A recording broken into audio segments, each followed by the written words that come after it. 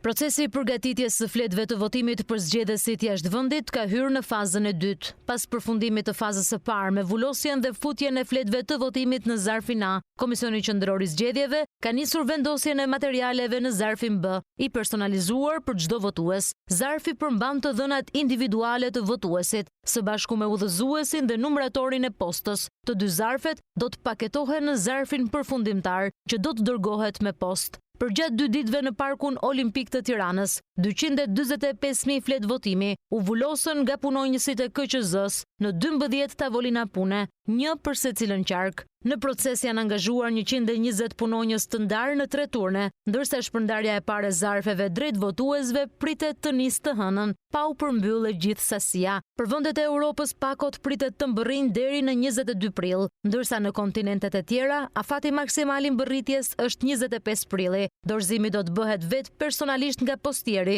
i cili do të kryej deri në 3 tentativa për të kontaktuar votuesin. Nëse nuk arrihet kontakti, zarfi do të lihet në kutinë postare më të afërt. Votat e diasporës që mbërrin në Shqipëri pas datës 11 maj, ora 19, do të konsiderohen të pavlefshme.